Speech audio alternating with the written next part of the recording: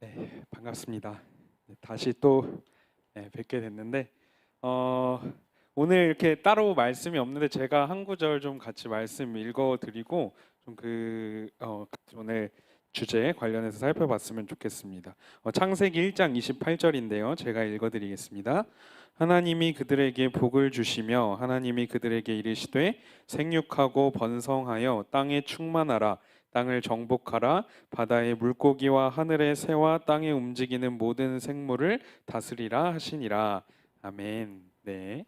오늘 혹시 제목 보셨습니까? 제목이 뭐죠? 네, 번식하기인데 번식하기라고 딱 하니까 뭔가 조금 다른 이상한 거 생각하시는 분들도 있으실 수도 있을 것 같아요. 네, 제가 이제 최근인가? 네, 한 8개월 됐는데 제가 번식에 성공을 했습니다. 네, 그래가지고 제가 혹시 이 주제를 하게 되지 않았나, 네, 그런 생각을 한번 해봤는데 이렇게 생각하지 마시고 번식하기라는 게 뭐냐면 여기 번식하기로 나와 있지만 좀 쉽게 생각하면 재생산이라고 보시면 됩니다. 재생산. 그래서 또 다른 생명을 만들어내는 그런 재생산을 의미하는 게 여기서 번식하기다. 네, 그래서 생명이 있으면 이 번식은 자연스러운 결과입니다.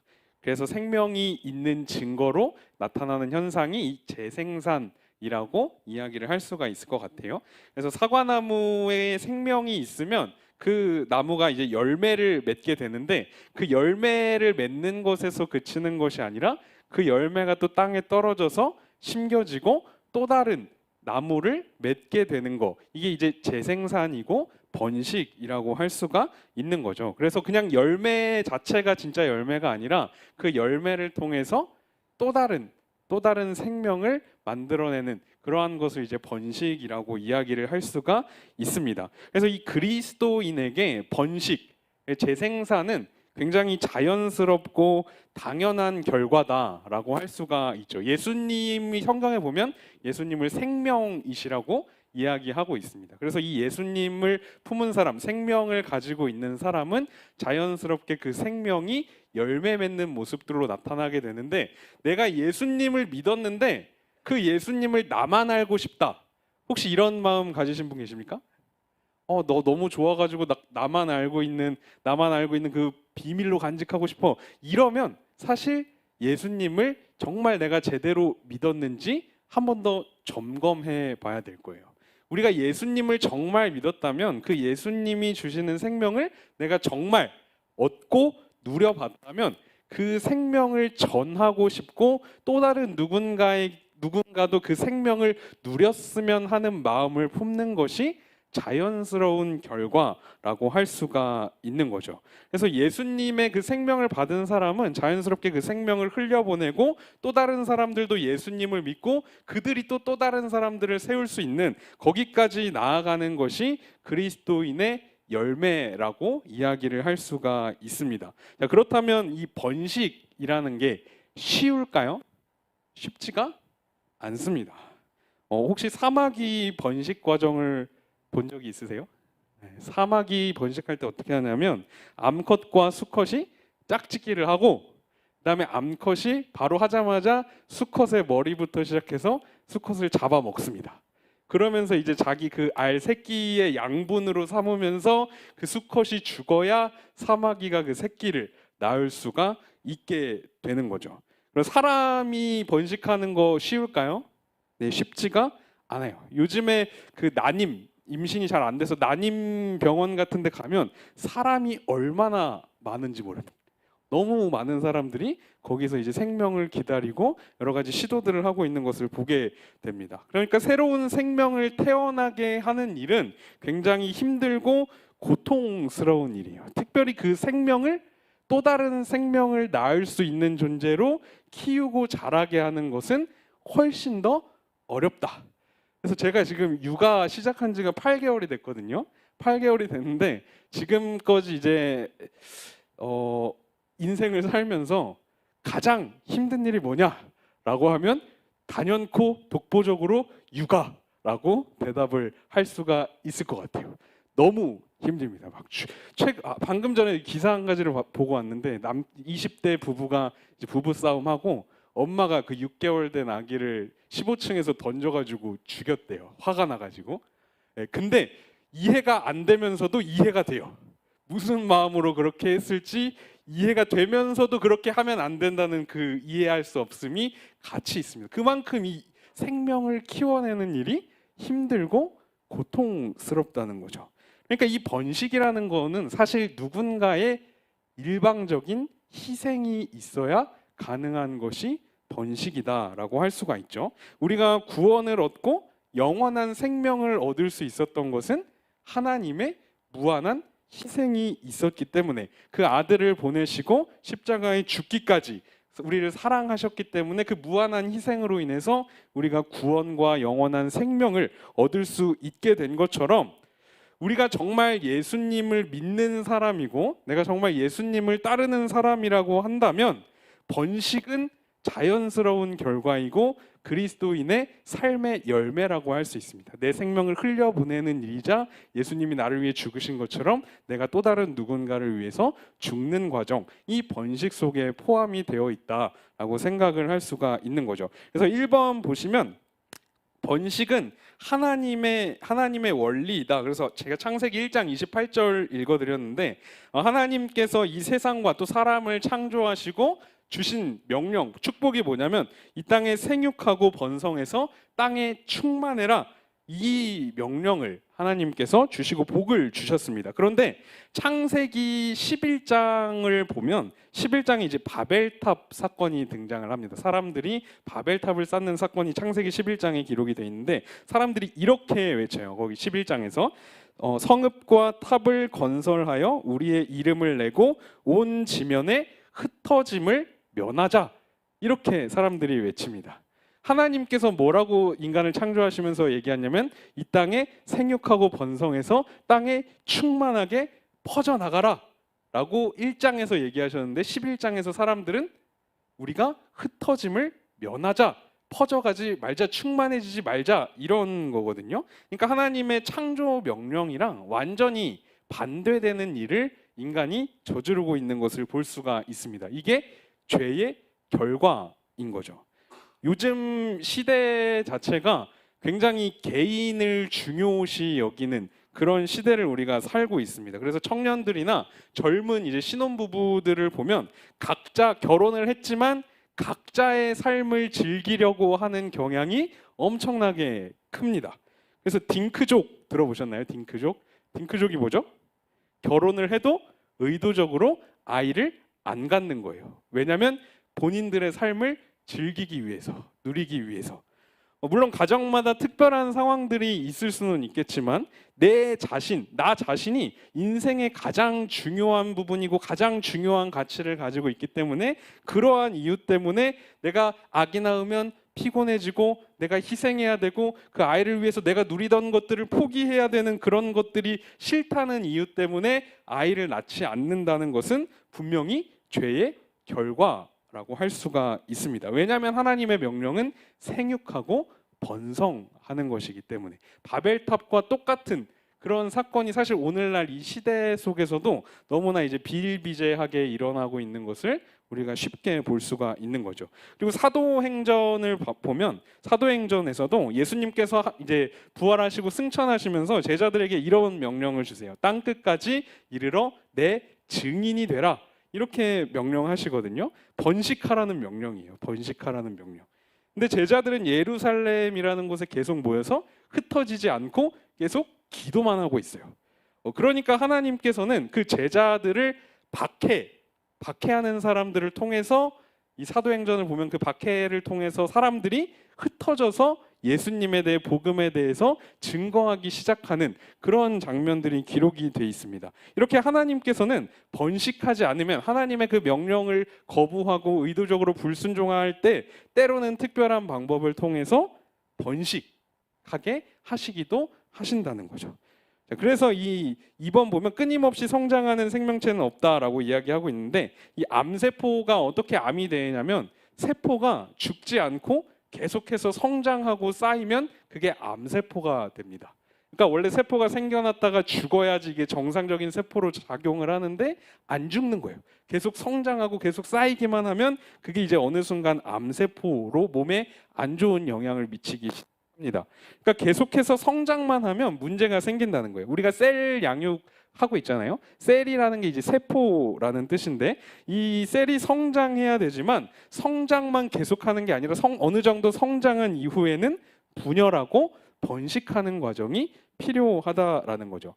예전에 이제 전도사로 섬기던 사역하던 교회가 있었는데 어른들이 한 1,900명에서 2,000명 좀 안 되는 인원이 이제 출석을 하셨었어요. 근데 이제 담임 목사님이 계속 2,000명을 넘기고 싶어 하시는데 아무리 올해 뭔가를 막 특별한 걸 하고 해도 2,000명이 안 넘는 거예요. 그래서 왜 안 넘을까? 그런 고민들을 계속 하시다가 어느 순간에 뭘 선포하셨냐면 우리 교회가 이제 올해부터 매년 분립개척을 하겠다라고 선포를 하시고 실제로 매년 분립개척을 해서 목사님들 또 성도님들 해서 재정 지원해서 분립개척해서 내보냈어요. 그런데 첫 번째 분립개척 하자마자 바로 2,000명 안 넘던 게 막 2,100명, 200명 이렇게 막 성장하는 거예요. 내보낼 때마다 나간 인원들보다 훨씬 더 많은 인원들이 계속해서 오는 것을 저도 그 현장에서 직접 보게 되면서 오히려 막 돈 지원해주고 성도들 떼보내주고 그러면 더 힘들 것 같은 게 우리 생각이잖아요. 그런데 하나님 나라의 방식은 그렇지 않다라는 거예요. 양쪽 다 힘들어질 줄 알았는데 양쪽 다 성장하는 그런 일들이 일어났다라는 거죠. 이게 이 번식이 주는 유익함입니다. 어느 정도 잘하면 떼어서 거기도 성장하고 새로운 성장을 또 경험하고 이런 일들이 일어난다라는 거예요. 왜냐하면 하나님 나라의 원리가 그렇게 돌아가고 있기 때문에. 그래서 어느 정도 잘하면 더 성장하지 않습니다. 그때 번식이 딱 이루어지게 되면 또다시 그만큼 성장하게 되고 물론 반대의 경우도 있어요. 둘 다 이제 성장을 못하고 죽어버리는 경우도 있기 때문에 지혜롭게 해야 되겠지만 하나님께서는 그런 번식을 통해서 하나님 나라를 계속해서 확장해 가신다. 그래서 마태복음 28장 18절부터 20절을 보면 예수께서 나와 말씀하여 이르시되 하늘과 땅의 모든 권세를 내게 주셨으니 그러므로 너희는 가서 모든 민족을 제자로 삼아 아버지와 아들과 성령의 이름으로 세례를 베풀고 내가 너희에게 분부한 모든 것을 가르쳐 지키게 하라. 볼지어다 내가 세상 끝날까지 너희와 항상 함께 있으리라 하시니라. 이렇게 말씀하셨는데 예수님이 무슨 명령을 주셨냐면 모든 민족에게 가서 그들을 제자로 삼아라. 이것도 결국에 번식하라라는 명령이거든요. 그러니까 그리스도인에게 이 번식은 자연스러운 성장의 결과고 열매고 뗄래야 뗄 수 없는 관계다. 나에게 번식이 일어나지 않고 있다면 그것이 내 신앙이 잘못된 것일 수 있다라는 것들을 우리가 생각을 해볼 수가 있습니다. 그래서 이러한 번식을 통해서 결국에는 하나님 나라가 계속해서 확장되어져 갑니다. 그래서 지역 교회들이 연합하고 함께 하는 게 중요해요. 우리가 신앙생활 하다 보면 이런 잘못에 빠질 수가 있어요. 우리 교회, 내 교회만 챙기는 거예요. 그래서 다른 교회는 별로 신경 쓰지 않고 중요하게 여기지 않고 그냥 우리 교회만 잘 되면 괜찮지라고 생각할 수 있는 이런 오류가 있습니다. 하안동만 해도 교회가 굉장히 많이 있어요. 근데 이 교회라는 것은 기업은 서로 경쟁하지만 교회는 사실 경쟁하는 공동체가 아닙니다. 함께 성장하고 또 함께 하나님 나라를 세워가는 동역의 관계 속에 있는 공동체가 이 교회라는 특별한 공동체인 거죠. 그래서 예전에 학생들 데리고 막 전도 축제 같은 거 하고 그러면 애들 많이 데리고 오면 선물 주잖아요. 그러니까 막 교회 다니고 있는 애들을 데리고 오는 거예요. 지금 교회 다른 교회에서 막 빼오는 거예요. 그래서 그런 애들 다 돌려보내면서 절대 교회 잘 다니고 있는 애들 데리고 오지 말아라 이렇게 돌려보냈던 적이 있어요. 그러니까 우리가 교회 요즘에 수평 이동이 대부분이고 이제 새롭게 유입되는 인원이 없는 그런 문제들이 있는데 우리가 교회라고 생각했을 때 우리 교회만이 아니라 사실 이 세상에 존재하는 모든 교회들이 하나님 나라를 함께 이루어가고 성장해가는 동역의 관계 가운데 있다. 그래서 네 교회 내 교회 할 게 아니라 우리 모두가 다 예수님의 몸으로서 한 교회, 하나님의 한 교회를 이루고 있다라는 인식을 우리가 젊을 때부터 가지고 좀 생활하면 좋을 것 같아요. 그래서 우리가 번식에 대해서 한 번 더 좀 보면 이번에 번식의 올바른 이해가 있는데 자연스럽게 이제 번식하는 경우가 있어요. 생명의 결과로서 자연스럽게 번식하는 그러한 번식은 축복이고 또 새로운 생명이 탄생하는 것이기 때문에 굉장히 희망적이고 비전이 있는 일이라고 할 수가 있습니다. 우리 셀이나 목장도 마찬가지예요. 목장에 새로운 사람들이 계속해서 들어오고 또 그들이 예수님을 믿게 되고 그들의 믿음이 자라게 되고 그들이 이제 또 다른 리더로 세워져서 새로운 목장으로 분가하게 되는 것은 굉장히 건강하고 자연스러운 그런 생명 있는 모습이라고 할 수가 있습니다. 실제로 우리 교회 안에서도 그런 많은 목장들이 있어요. 잘 아름답게 성장해 가고 있는 많은 목장들이 있습니다. 이게 나이가 많고 적고가 중요한 거는 아닌 것 같아요. 왜냐하면 우리 교회 보면 70대 막 다 넘으신 어르신들 목장인데 모이는 분들이 굉장히 많으세요. 모일 때마다 막 생명력이 넘치고 거기 계속해서 새로운 사람들이 들어와요. 그러면서 이제 또 다른 목장으로 나눠지고 하는 그런 모습들을 봤을 때 나이가 중요한 게 아니라 우리가 모이는 그 목장 모임 속에 정말 그 생명이 있고 자람이 있고 또 다른 이제 번식의 은혜들이 있는지 그런 것들을 우리가 생각을 해봐야 된다라는 거죠. 근데 이렇게 건강한 번식이 있을 뿐만 아니라 안 좋은 번식도 있다. 바람직하지 않은 부정적인 번식도 있다. 그래서 이번에 강제적 분할, 이혼 뭐 이렇게 써 있는데 문제가 있는 목장들이 있어요. 그래서 서로 간의 관계가 심각하게 깨졌다거나 또 목자에게 어떤 문제가 생겼다거나 목자가 더 이상 힘들어서 자기는 이제 못하겠다라고 하는 그러한 경우들도 종종 있습니다. 그런데 그것을 이제 방치하게 되면 그게 썩어 버린다는 거죠. 더 큰 문제로 발생하기 때문에 어쩔 수 없이 그 목장을 좀 분리하고 분열시키게 되는 그러한 경우도 있습니다. 그런데 이러한 경우는 번식이 아니라 치료를 목적으로 하는 어쩔 수 없는 그러한 분할이라고 이야기할 수가 있는 거죠. 그렇다면 효과적인 번식이 무엇인가? 3번에 준비된 번식 입니다. 비전 안에서 준비한다라고 하는데 효과적인 셀 번식을 위해서는 먼저 비전이 그 목장 안에 공유가 되어야 되는 거죠.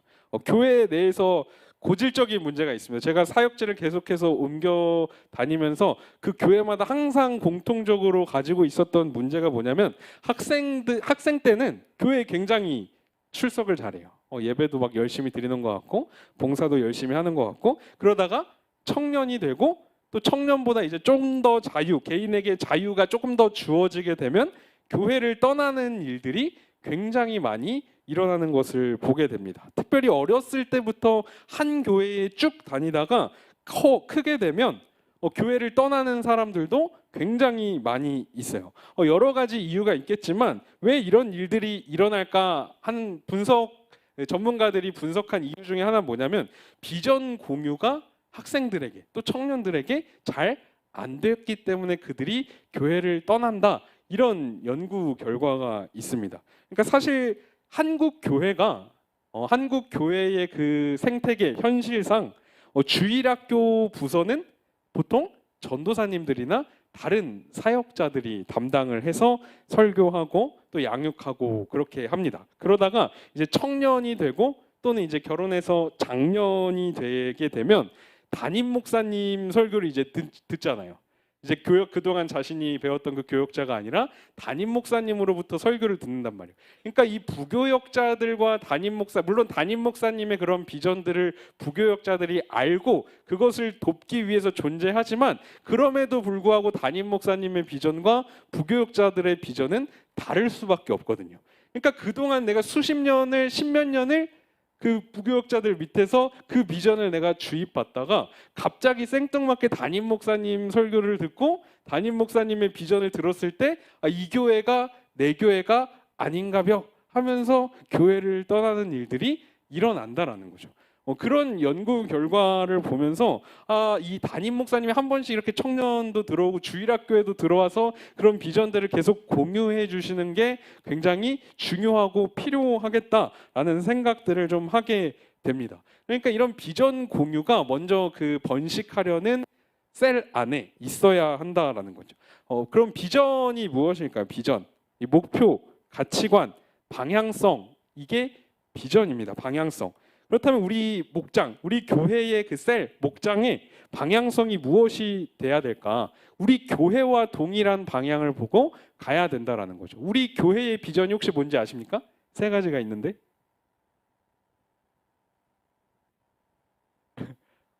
대답 이렇게 입이 뻐끔뻐끔 하시는 분들이 계세요. 그래서 우리 교회 비전이 뭐냐면 주보에 보면 나와 있어요. 오직 그리스도만 드러내는 교회.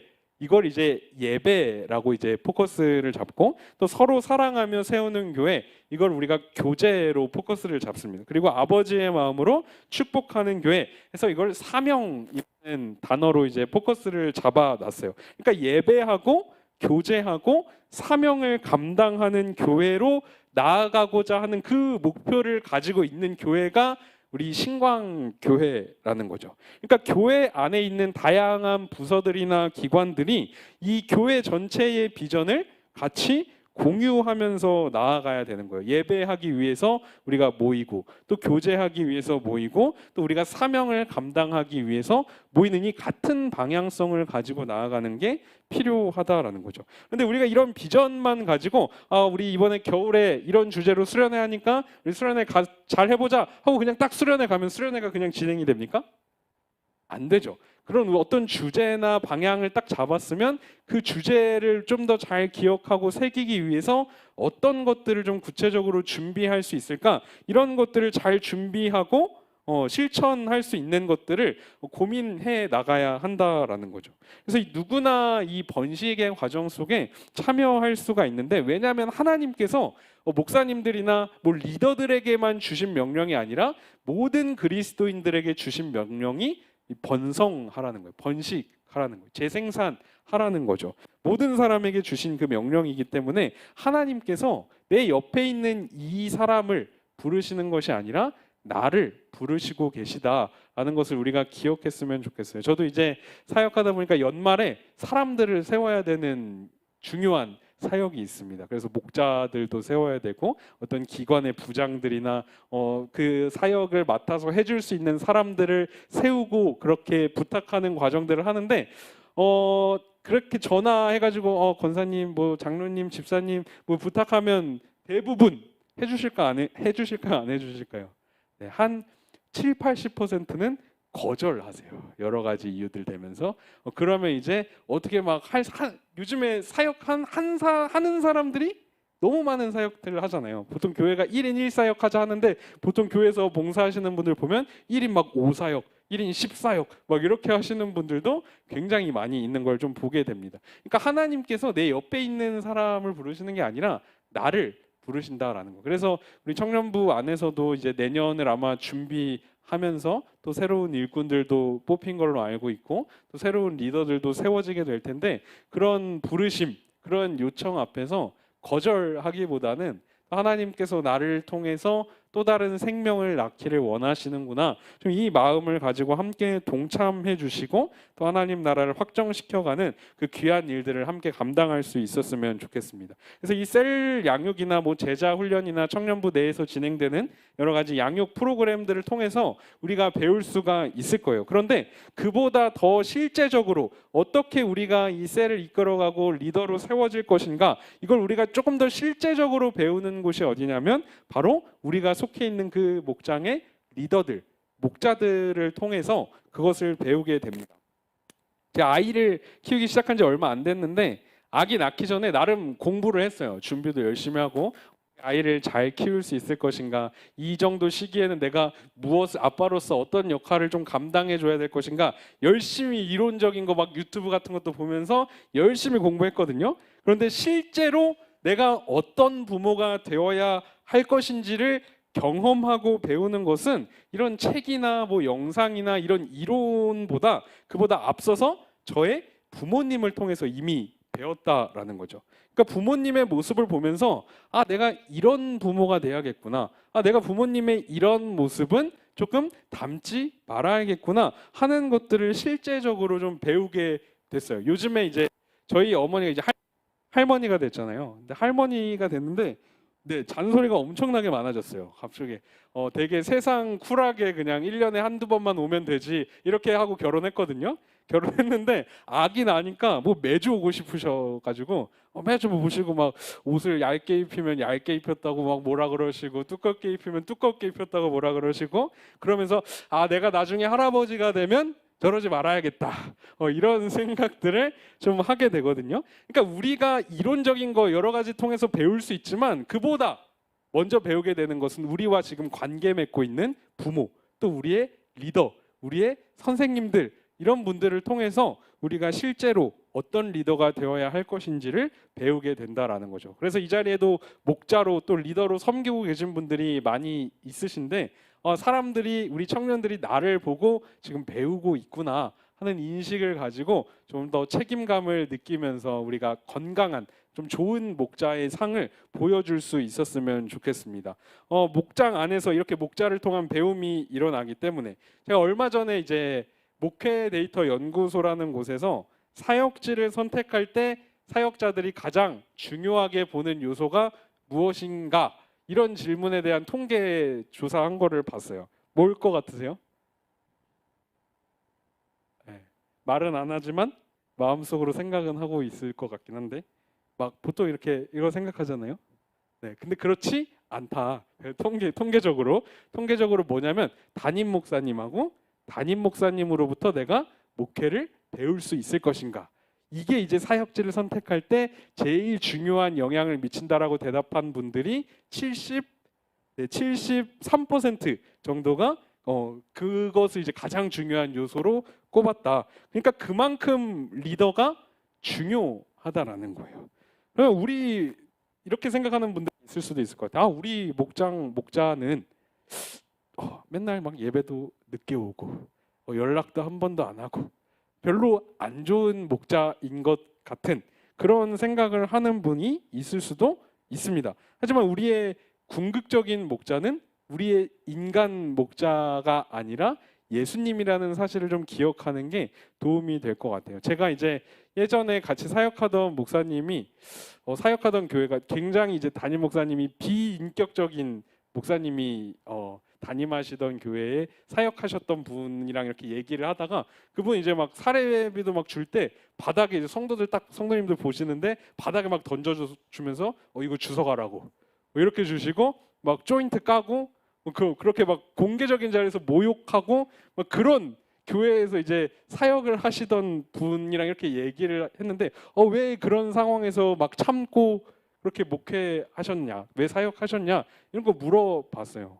그럼 배울 게 없을 것처럼 보이는 어떻게 보면 되게 안 좋은 목자상인 거잖아요. 그런 상황 속에서도 근데 그분이 이야기하시는 것이 그럼에도 불구하고 그 목사님을 통해서 배울 수 있는 부분들을 자신이 배우고 그걸 넘어서 자기가 그 상황 속에서 예수님이 어떤 목자이신지를 조금 더 분명하게 생각해 볼 수 있게 되는 계기가 됐다. 이런 이야기들을 해주셨다라는 거죠.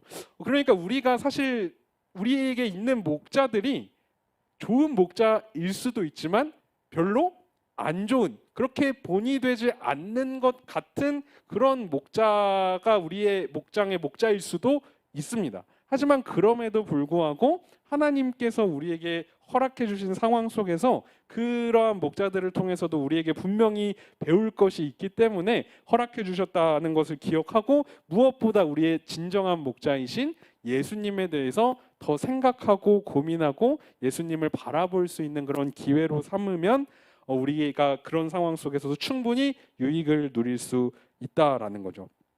그래서 4번 마지막 거 번식의 식이 나와 있는데 되게 좀 어려운 기호처럼 돼 있지만 사실은 별거 아닙니다. 내용은 뭐냐면 너무 그 공동체 안에 사람이 많으면 대화 왔다 갔다 해야 되는 그 개수가 많아져서 서로 소통하기가 어렵다라는 거죠. 그래서 나눔을 제대로 할 수가 없어요. 그래서 예수님도 특별히 많은 제자들이 있었지만 특별히 12명의 제자를 세우셨던 것처럼 목장원들이 너무 많아지면 서로 교제하고 소통하는 게 불가능하고 실제적으로 이제 목장 모임을 할 때도 시간이 굉장히 오래 걸리기 때문에 사실 너무 많아지면 분가하는 게 좋다라는 내용이 이제 1번의 내용입니다. 그래서 이러한 여러 가지 상황 속에서 목장 자체가 이렇게 번식하는 것보다 사실 그 목장 안에서 번식할 수 있는 그 사람들이 세워지는 것이 일단은 더 중요한 문제다. 그래서 목장 숫자가 늘어나는 게 아니라 리더들의 숫자가 늘어나는 게 실제적인 성장에 더 가까운 모습이다라는 것을 좀 이야기를 하고 싶습니다. 그래서